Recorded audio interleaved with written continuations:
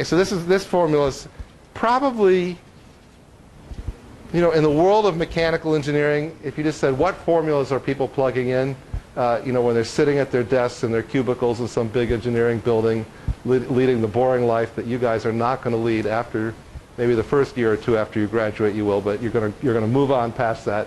But this is the boring. This is probably I would gamble on this being the most used formula in mechanical engineering.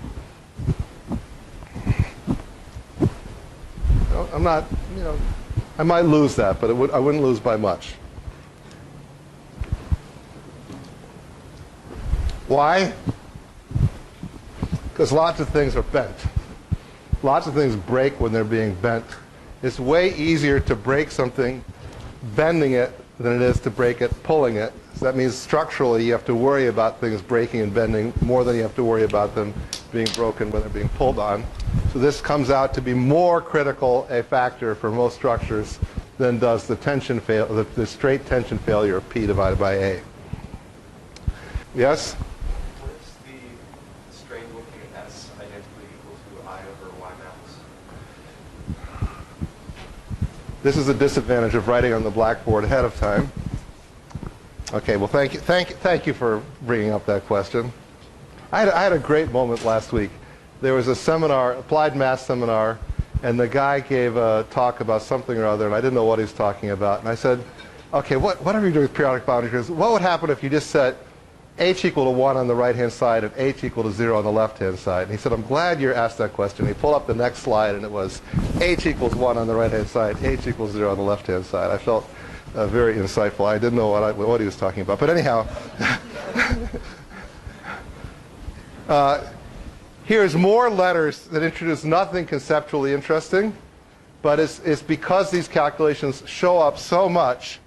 If you have a given beam, you can measure this I of that given beam.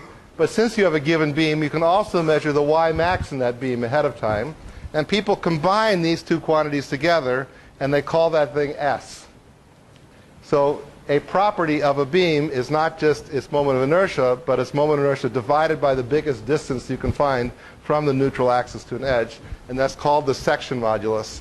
And the book makes a big deal out of it. I hate it because it's just extra letters with no new concepts. Everything is in here. But that's what the letter S is, so I'm glad you asked it. We have B and H of this rectangular beam. What is this? This is the cross-section of the thing that these people are standing on. What is it? It's a 2 by 4. No, it's not a 2 by 4. You don't use 2 by 4s for beams. It's a 2 by 10 or a 2 by 12. Maybe a 2 by 6 if this is just a closet in a small room. It's a big piece of lumber. What is 2 by 10? It means 2 inches wide, 10 inches high. Is that true what I just said? Who knows that it's not true what I just said? You had summer jobs, or you worked with your mom and dad in the basement, or? 2 by 4 is not 2 by 4. Right, so 2 by 4 is not 2 inches by 4 inches, and a 4 by 12 and a 2 by 12 is not 2 inches by 12 inches. They call it a nominal 2 by 4. Nominal means in name it's a 2 by 4. It's a nominal 2 by 12. In name it's 2 inches by 12 inches. What they mean by that is when you cut it in the lumber yard, it was 2 inches by 12 inches before you shaved it and smoothed it off, and then it got smaller and became, 2 by 12 is 1 3/4 by 11 1/4 or something like that. But actually that's not true anymore, because in lumber yards they have very narrow, good blades, but they stick to that convention so they can sell you less wood and still call it a 2 by 12. Anyways, so there's things called 2 by 4s, 2 by 6, 2 by 12s, which are a little smaller than that. But nominally it's 2 inches by 4 inches. If you get what's called rough cut lumber, then it actually is, the nominal dimension is the true dimension. Here, we said the neutral axis was halfway up. How did we find the neutral axis here? We said, well, the top of the beam is being squished, the bottom is being stretched. They're being squished and stretched equal amounts. The beam is symmetric top and bottom. If I put the neutral axis in the middle, the net tension will be 0. There's as much being compressed at the top as stretched at the bottom. If this thing was not symmetrical, where would that place be, the place with no strain, that made it so that when we plugged in the strain formulas and then plugged in the stress formulas, we get a net tension of 0?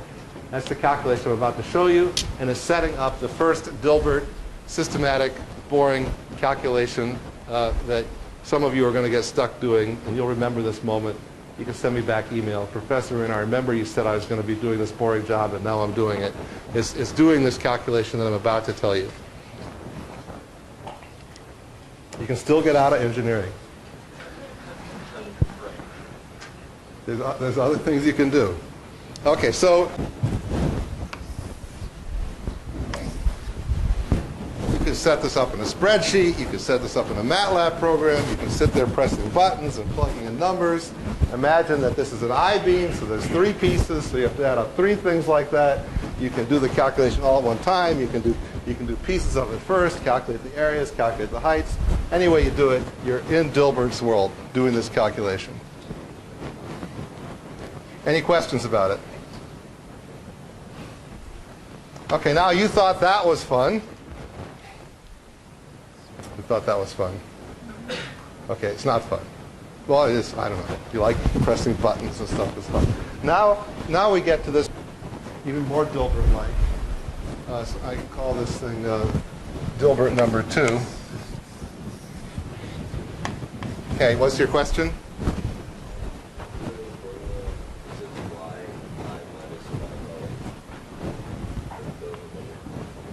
Yes, yi minus y bar, yes?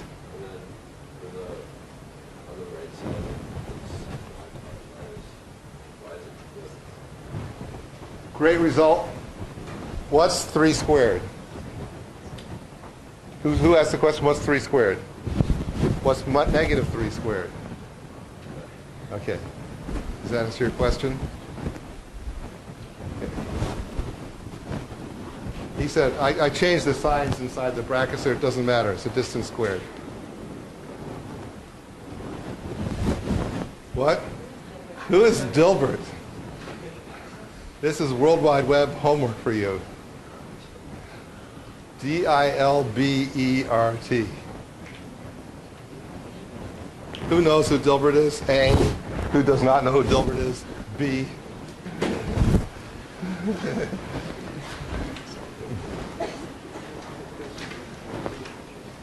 Okay.